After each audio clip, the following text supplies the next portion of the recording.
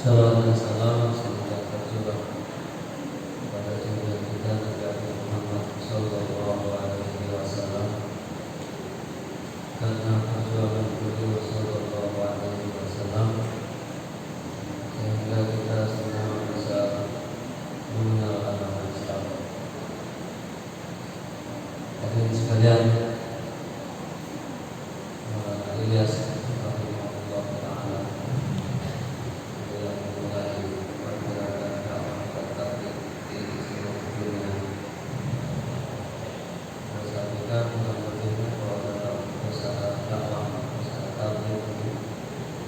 berpindah dari satu tempat ke tempat lain semata-mata karena agama.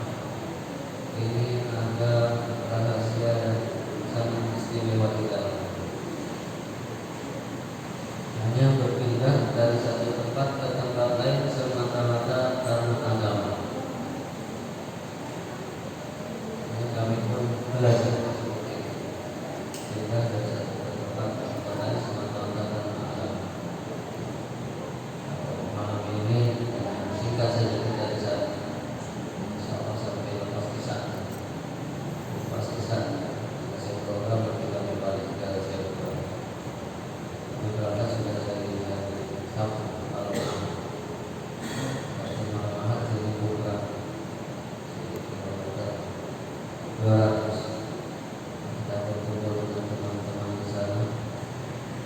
Kita mengenal hal lain, semata-mata silaturahmi karena Allah, semata-mata karena agama. Ini kata beliau Maulana Ilyas, ini berpindah dari satu tempat ke tempat lain semata-mata karena agama. Ini adalah rahasia yang sangat istimewa kita. Termasuk rahasia yang khusus, yaitu orang berpindah dari suasana keduniaan menjadi suasana kampung akhirat. Suasana keduniaan menjadi suasana agama. Suasana kejelekan menuju suasana kebaikan.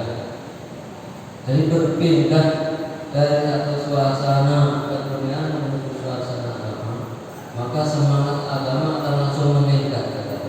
Itu rahasianya. Kalau tidak percaya, dibuktikan.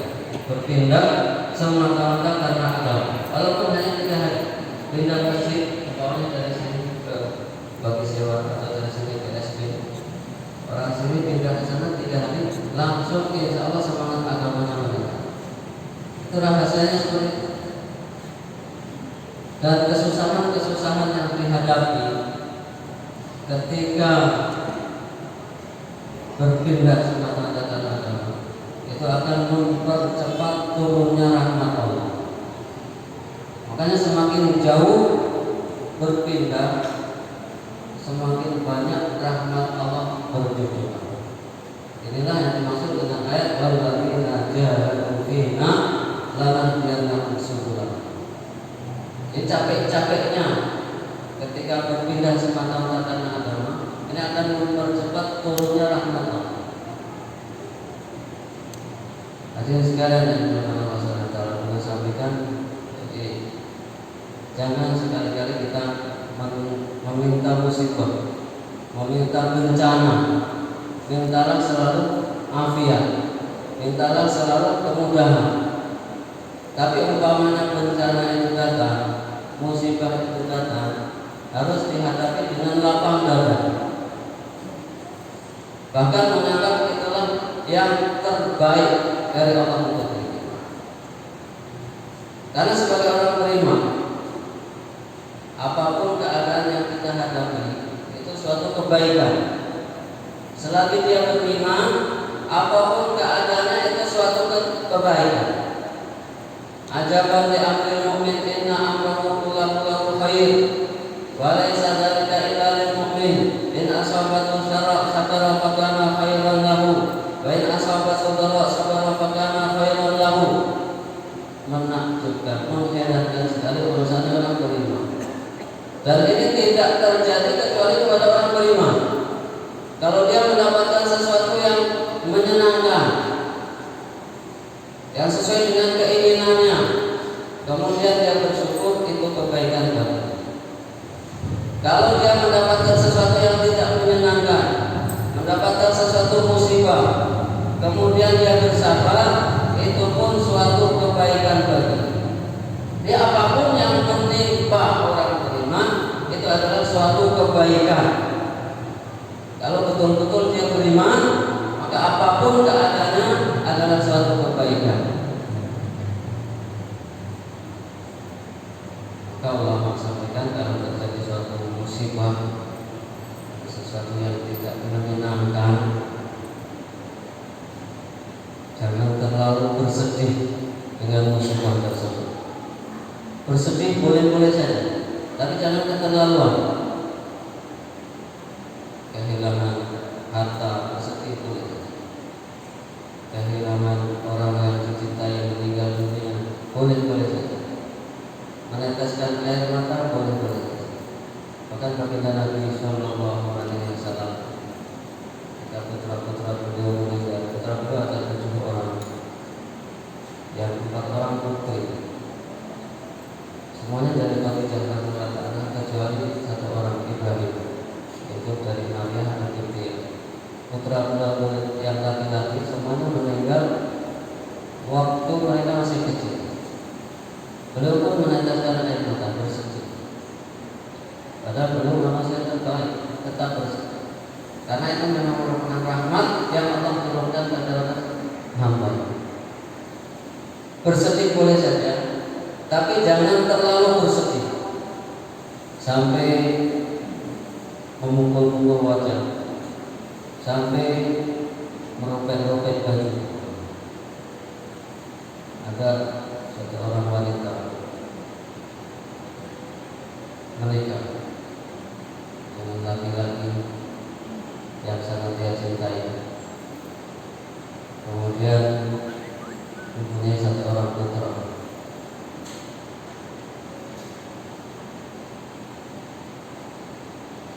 Putranya pun sangat mereka cintai. Tiba-tiba terjadi kecelakaan. Suaminya yang sangat dia cintai tertabrak mobil di hadapan, meninggal di tempat. Maka si perempuan ini sangat bersedih, sedih luar biasa. Belum hilang kesedihannya, besoknya anak yang dia sayangi pun kecelakaan, meninggal di depan matanya. Karena saking sedihnya sampai perempuan itu meratap, Tuhan kejam, Allah tidak adil. Kenapa buat saya seperti itu? Kenapa suami saya meninggal? Kenapa anak saya meninggal? Dia mengatakan Allah tidak adil. Maka dalam maksud masalah ini dibahas bagaimana ucapan wanita tersebut. Boleh tidak meratap, bersedih sampai mengatakan seperti itu? Allah kejam, Allah tidak adil. Kau ulama sampaikan. Jadi kalau perkataan seperti itu, kalau memang menganggap Allah tidak adil, Allah kejam, maka bisa jadi kufur. Paling tidak berbuat maksiat, karena mengatakan Allah kejam, mengatakan Allah tidak adil. Bahkan dalam satu kitab dikatakan kullu aqil aw fi'lin aw qawlin yadullu ala istihanatin aw istighfafin billahi aw kutubihi aw rusulihi aw malaikatihi aw ahkamihi aw wa'dihi aw wa'idihi kufrun aw maksiyah.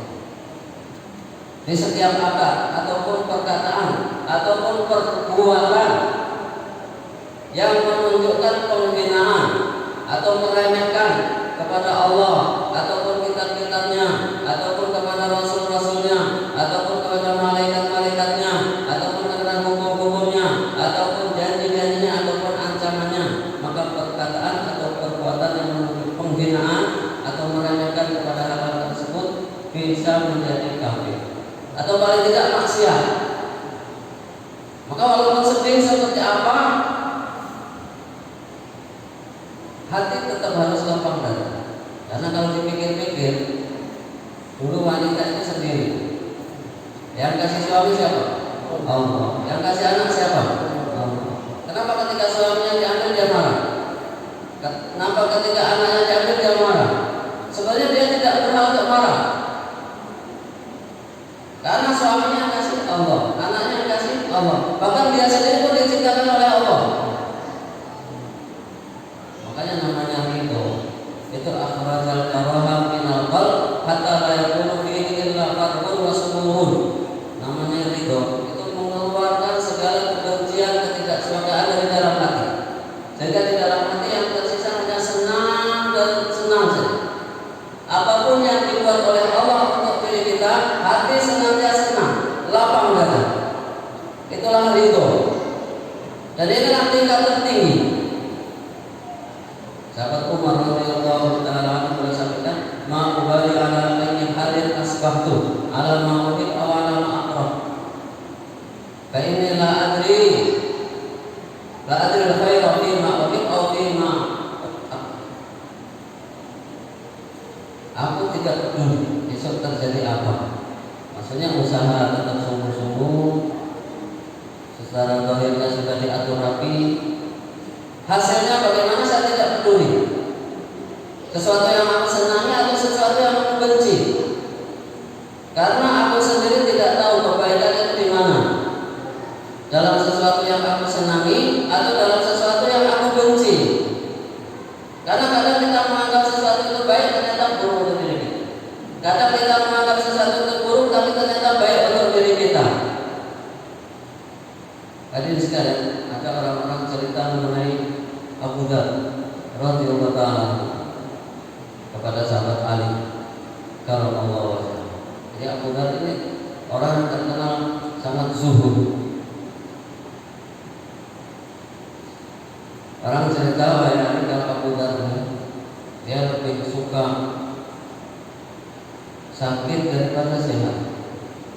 Kalau kita semua senang sakit, kita senang sehat. Pasti senang sehat. Tapi Abu Dzar itu orang dia lebih senang sakit daripada sehat. Dia lebih senang miskin daripada kaya. Kalau kita semua senang miskin, senang kaya. Pasti senang kaya. Ketika mendengar hal tersebut, sahabat Ali katakan, semoga Allah merahmati Abu Dzar radhiyallahu ta'ala. Kalau saya, kata sahabat Ali, saya tidak peduli mau sakit kan, mau sehat kan, mau kaya kan, mau miskin. Yang penting saya ridho dengan ketetapan Allah. Karena pilihan Allah itulah yang terbaik untuk diri saya. Jadi keadaan yang sedang kita hadapi sekarang ini, itulah keadaan yang terbaik menurut Allah untuk diri kita.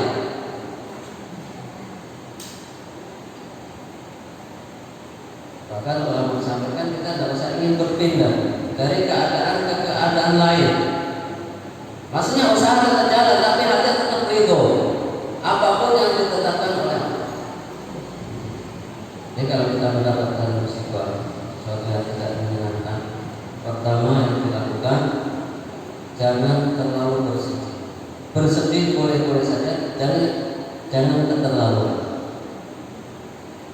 Berhati-hati boleh-boleh saja, tapi jangan keterlaluan. Kalau takut pun boleh-boleh saja, tapi jangan terlalu takut. Kemudian yang kedua, hati tetap tenang dalam menghadapinya. Walaupun sedih seperti apa, hati tetap tenang dalam menghadapinya. Dan ketenangan seperti ini hubungannya dengan iman. Orang besar itu masalah besar pun jadi kecil bagi. Jadi orang kecil, masalah kecil pun jadi besar bagi. Anak kecil kehilangan permen itu masalah kelihatan besar. Bagi orang dewasa kehilangan permen itu bukan masalah. Dia orang makin besar, masalah besar pun dianggap masalah kecil. Santai dalam menghadapi, tetap tenang dalam menghadapinya.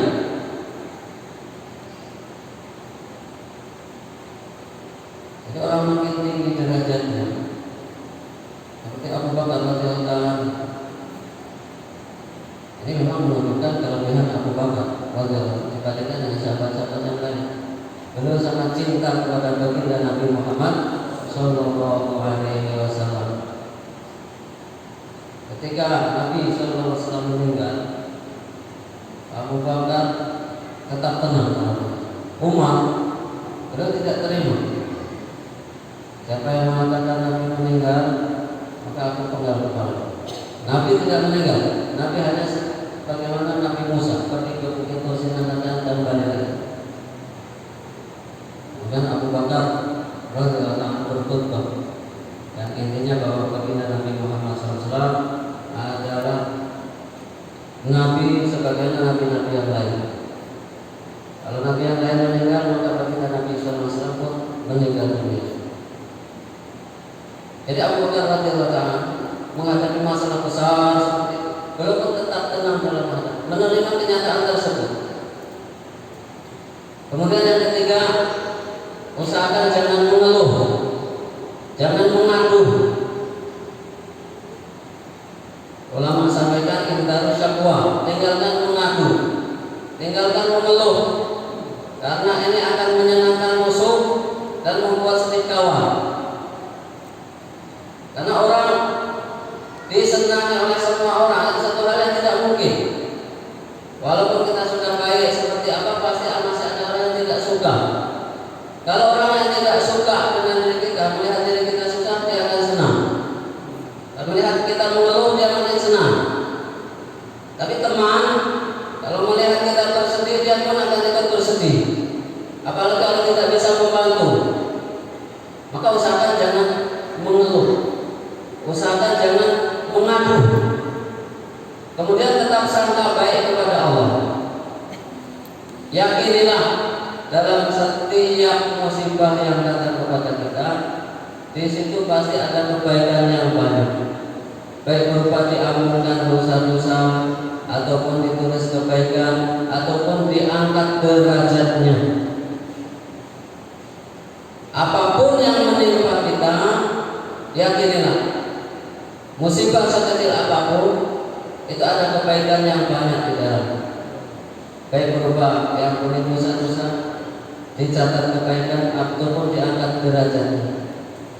Bahkan dalam hadis disebutkan, ayusibul muslim min nasabin wala hamil wala hazanin wala ada hatta syaukatin syakuha ila kafaratu biha min khataya. Apa saja menimpa orang beriman, apa saja menimpa orang Islam, baik berupa kesedihan, kesusahan, gangguan-gangguan, bahkan duri yang menimpanya, itu akan menjadi pelebur atas dosa-dosanya. Jadi musibah sekecil apapun akan menjadi pelebur atas dosa-dosanya. Makanya di saat musibah seperti ini sebenarnya walaupun makhluk berusaha mengatur seperti apa, kalau tidak dikehendaki Allah, maka tidak akan terjadi. Ini macam bencana pandemi musibah seluruh dunia. Walaupun bagaimana keadaannya, banyak orang susah dengan datangnya musibah. Maka kita sebagai orang beriman sudah ada panduannya.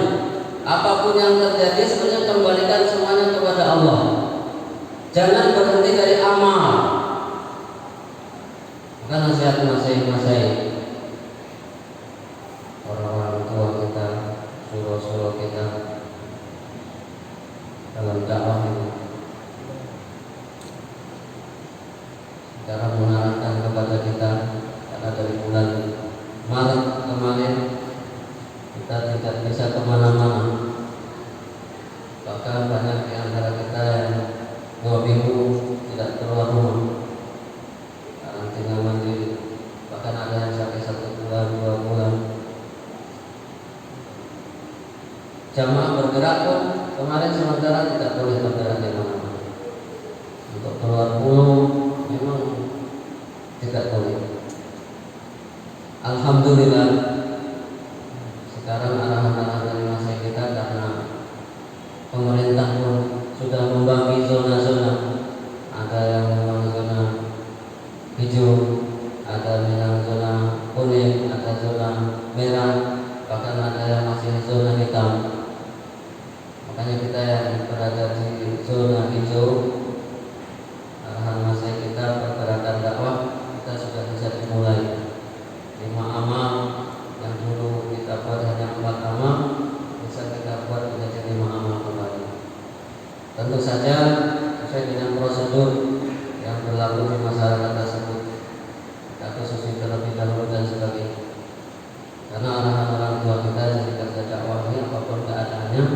jangan ditinggalkan.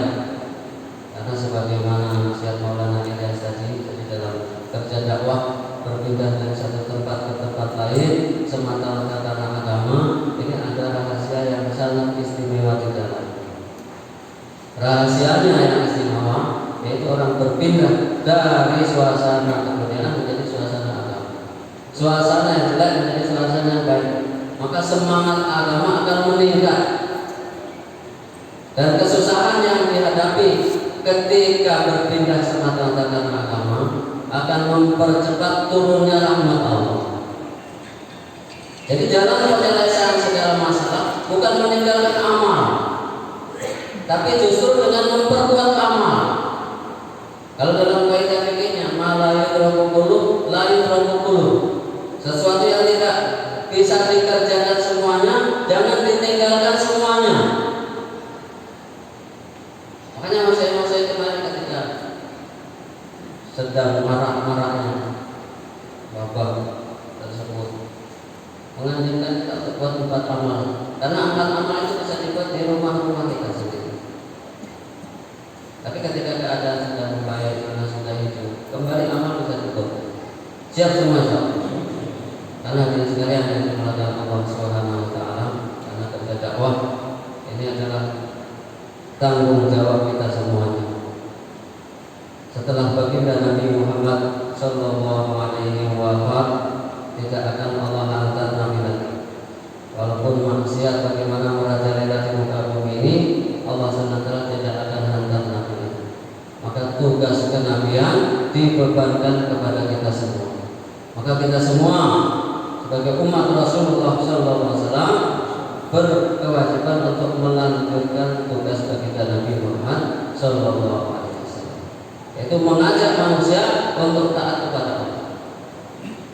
Karena walaupun dulu baginda Nabi SAW masih hidup, tapi orang yang ikut beliau dengan yang tidak ikut beliau lebih banyak yang tidak ikut.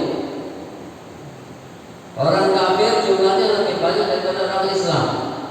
Tidak sejarah dalam setiap pertempuran, orang kafir jumlahnya lebih banyak.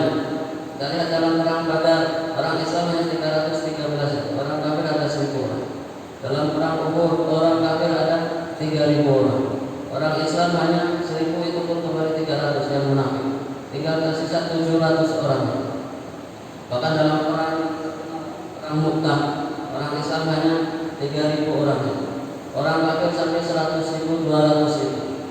Di zaman dulu itu pun sebenarnya yang tidak beriman lebih banyak daripada yang beriman.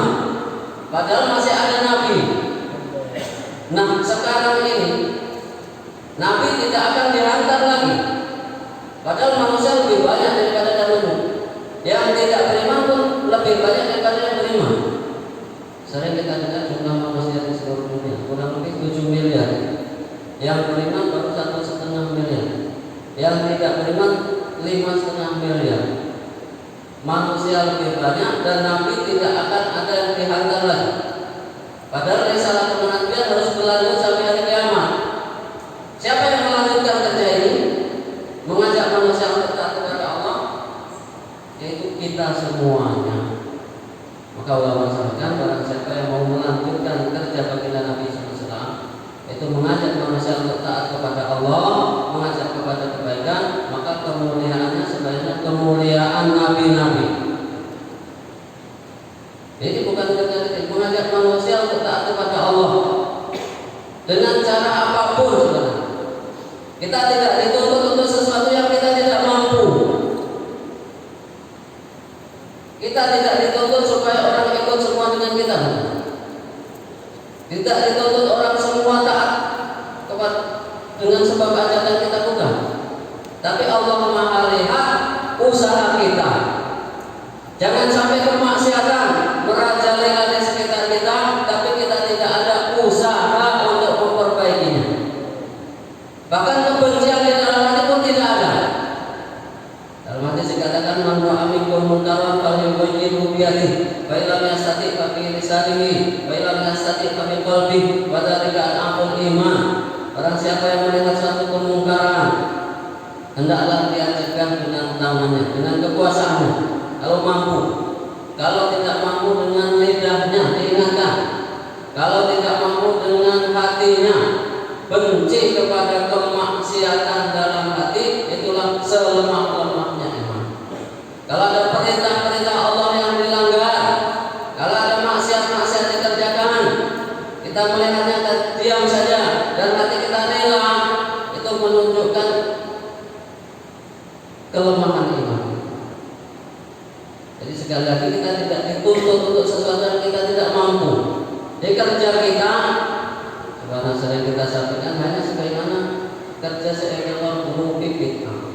Bahkan dalam Al-Quran diceritakan mengenai seekor semut yang dia menyuruh supaya semut-semut lain selamat. Ya ayyuhan namu udkhulu masakinakum la yahtimanakum Sulaiman junuduhu wa hum la yash'urun. Ada semut, pikir semut-semut lain supaya tidak terinjak oleh Nabi Sulaiman dan bala tentaranya. Akhirnya kisah semut tersebut pun diabadikan dalam Al-Quran. Bahkan setiap huruf yang kita baca dilipat gandakan 10 hasanah, akan dibaca terus sampai hari kiamat. Kisah burung hudhud yang Allah SWT kisahkan sebutkan dalam Al-Quran, melihat satu negeri yang belum beriman, yang mereka semua menyembah matahari, dipimpin oleh seorang wanita. Maka burung hudhud ini lapor kepada Nabi Sulaiman alaihissalam. Bahkan burung tersebut dengan berani mengatakan, wahai Sulaiman, saya mengetahui apa yang tidak engkau ketahui. Sebab Tarwazari, sebab cerita burung hudhud tersebut, risau burung hudhud tersebut, satu negeri masuk Islam. Jadi sekarang ketika Nabi Ibrahim alaihissalam dibakar di dalam api begitu besar. Untuk mengumpulkan api itu berhari-hari sampai berbulan-bulan. Melemparkan Nabi Ibrahim ke dalam api tidak bisa dari dekat, harus dilempar dari jauh, macam pakai ketapel, dilemparkan dari jauh. Api sangat besar, membara. Tiba-tiba ada seekor burung pipit kecil dengan paruhnya yang mungil, dia ambil air bolak-balik berkali-kali. Dia ambil, diteteskan ke api tersebut. Dia ambil, teteskan ke api tersebut. Dia ambil, teteskan ke api tersebut. Maka diketahui oleh hewan-hewan lain. Baik pipit, apa yang kau buat, apa yang kau kerjakan? Walaupun sampai mati sekalipun, api itu tidak akan padam dengan sebab tetesan air tersebut. Tidak mungkin api itu padam karena api begitu besar, sedangkan yang dibawa oleh burung pipit itu tetesan-tetesan air. Tapi apa kata burung pipit? Dia sampaikan, saya malu melihat kekasih Allah dibakar dalam api. Aku melihatnya dan aku tidak buat apa-apa. Inilah yang aku mampu. Jadi pergerakan kita ini macam tetesan burung pipit tersebut. Walaupun kita lelahkan diri kita seperti apa sekalipun, namanya hidayah itu di tangan Allah. Yang tidak beriman tetap tidak beriman, yang maksiat tetap masih maksiat, banjir maksiat tetap ada di mana-mana. Orang baik dalam setiap generasi pasti ada, orang yang tidak baik pun pasti ada. Jadi kita tidak dituntut untuk supaya orang jadi baik semuanya. Orang taat kepada Allah dengan ajakan kita semuanya. Tapi tuntutan kita adalah mengajak tersebut. Orang mau atau tidak mau bukan masalah bagi kita. Hanya seperti burung pipit itu, Allah lihat usahanya. Jangan sampai kita melihat kemungkaran dilakukan di hadapan kita, tapi kita tidak buat apa-apa. Pikir risau pun tidak ada, kebencian dalam hati pun tidak ada. Hadirin sekalian, ada seekor cicak, dia tiup-tiup api tersebut. Tiupan cicak itu pengaruh kepada api itu tidak pengaruh sama sekali. Sebagaimana tetesan air itu tidak memadamkan api, tiupan cicak pun tidak memadamkan api sama sekali, tidak menambah besar api sama sekali. tapi Allah melihat di pihak mana cicak itu berada. Tapi saya dengar bayan, kalau bunuh cicak maka dapat pahala. Karena dulu cicak itu tiup-tiup api untuk membesarkan api yang membakar Nabi Ibrahim alaihissalam. Hanya karena hal tersebut. Jadi hadirin sekalian, dalam usaha dakwah sebagian baginda Nabi Sallallahu Alaihi Wasallam yang sering kita sampaikan, ketika beliau diminta untuk sesuatu yang beliau tidak diutus dengannya, beliau pun tidak mau, mendoakan pun tidak mau. Beliau diminta oleh orang-orang kafir. Orang-orang kafir pertama mereka menawarkan kepada baginda Nabi Sallallahu Alaihi Wasallam agar berhenti dari mengajak. Tidak usah buat dakwah lagi. Hai Muhammad, kalau dengan ajakanmu itu kau ingin harta, kami kumpulkan harta yang banyak, sehingga kau menjadi orang yang terkaya di antara kami. Kalau dengan ajakanmu kau ingin jadi pemimpin, kami angkat kau jadi pemimpin, sehingga kau menjadi yang tertinggi di antara kami. Kalau kau mengajak karena ingin wanita, pilih wanita, bukan 110, silakan pilih. Kamu menikahi sekehendakmu. Maka baginda Nabi Sallallahu Alaihi Wasallam sampaikan, bukan untuk hal-hal tersebut aku dihantar. Aku dihantar bukan untuk mengumpulkan harta. Aku dihantar bukan untuk menjadi raja-raja. Aku dihantar bukan untuk wanita atau mendapatkan wanita. Tapi aku dihantar untuk mengajak manusia taat kepada Allah. Untuk mengajak kalian taat kepada Allah. Siapapun dari kalian yang mau taat kepada Allah, dia akan berbahagia, berjaya dunia dan akhirat. Kalau kalian tidak mau menerima ajakanku, saya akan terus bersabar sampai Allah SWT putuskan perkara di antara aku dengan kalian. Orang kafir itu tidak berhenti sampai situ. Mereka katakan, wahai Muhammad, engkau mengetahui bahwa kita tinggal di negeri yang gersang, tidak ada pohon-pohonan kecuali pohon berduri, batu-batuan saja, tidak ada mata air. Maka engkau minta kepada Tuhanmu, kepada yang mengutusmu, yaitu Allah SWT. Kalau kau mengaku sebagai utusan Allah, mintakan kepada Rabbmu agar menjadikan di Mekah ini mata air, sungai-sungai sebagaimana di negeri Samsan. Tumbuhkan pohon-pohonan. Kemudian jadikan gunung-gunung di sekitar Mekah ini sebagai emas, intan permata, supaya engkau tidak susah sebagaimana kami lagi. Karena kalau engkau mengaku sebagai utusan Allah, engkau berjalan sebagaimana kami, engkau ke pasar sebagaimana kami, engkau bersusah payah untuk mencari penghidupan sebagaimana kami. Kalau engkau mengaku utusan Allah, minta kepada Tuhanmu agar bukit-bukit di muka ini jadikan sebagai gunung-gunung emas, agar engkau tidak susah payah lagi sebagaimana kami. Kemudian bangkitkan orang yang sudah meninggal di kalangan kami. Di antara yang meninggal itu namanya Qusay, kakek keempat baginda Nabi Sallallahu Alaihi Wasallam, orang yang terpercaya. Bangkitkan dia, kemudian tanya, kalau dia bersaksi bahwa engkau adalah utusan Allah, kami pun akan mengakui bahwa engkau adalah utusan Allah. Jadi belum diminta sesuatu yang bukan untuk diutus dengan perkara tersebut. Padahal kalaupun beliau minta doa beliau dikabulkan oleh Allah.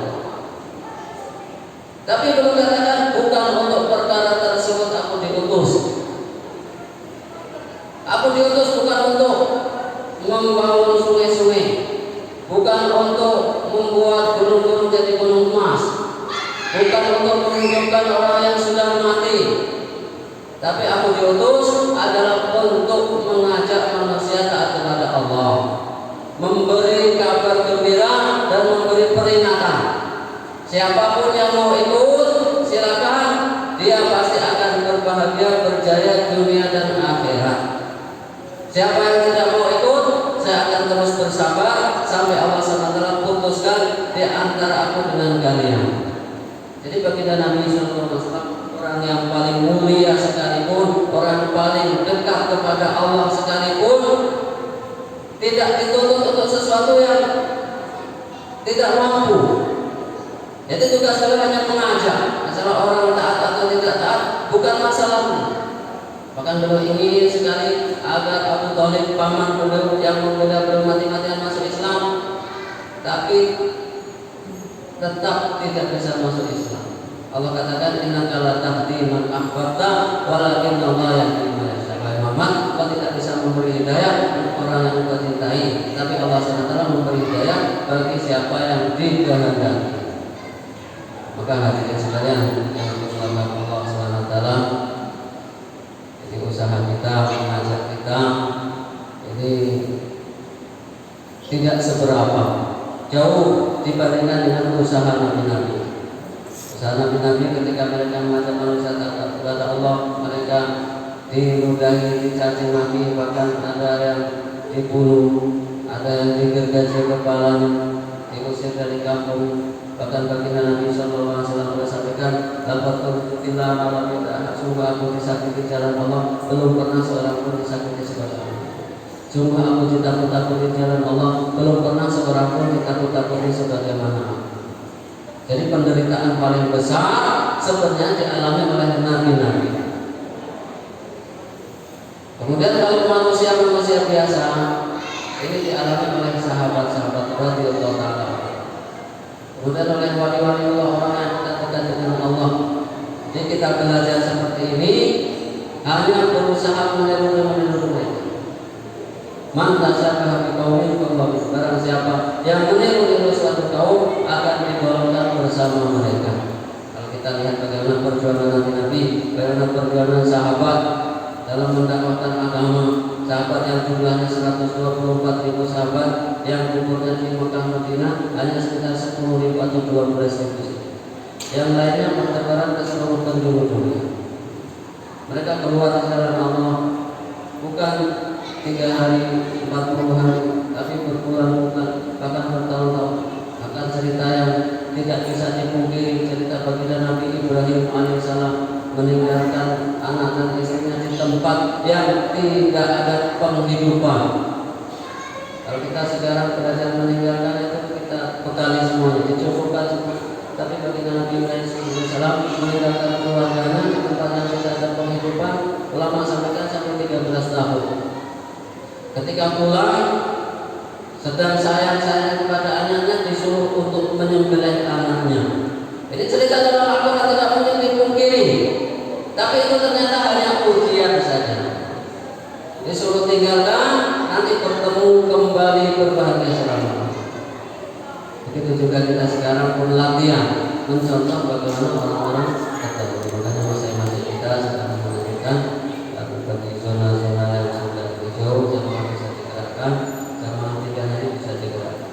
Kalau jamaah 40 hari ataupun 4 bulan menunggu sampai terbuka semua.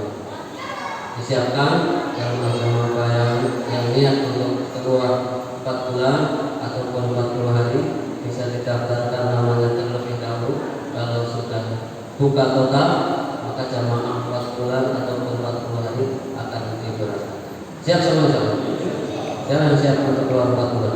Nanti kalau sudah terbuka semua, siap semua. Kemudian 3 hari setiap bulan, ini istiqomah. Kita sudah mulai di daerah-daerah lain, sudah mulai, bahkan ada daerah yang mereka sudah 40 hari bisa bergerak, ada 4 bulan. Kita menyesuaikan dengan daerahnya masing-masing, karena masing-masing kita supaya tidak bertentangan dengan peraturan pemerintah yang ada. Jadi kita buat sesuai dengan protokol kesehatan. Zona-zona yang hijau boleh dimulai. Demikian, ada benarnya dari Allah. Wassalamualaikum warahmatullahi wabarakatuh. Kita coba doa kepada majelis. Subhanallah wa bihamdihi, subhanallah wa bihamdihi, asyhadu an la ilaha